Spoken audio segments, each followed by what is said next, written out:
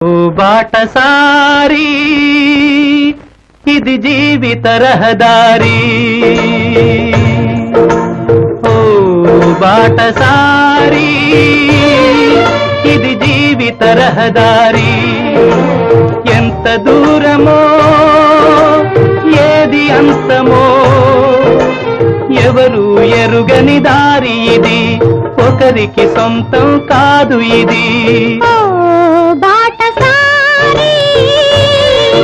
ఇది జీవిత రహదారి.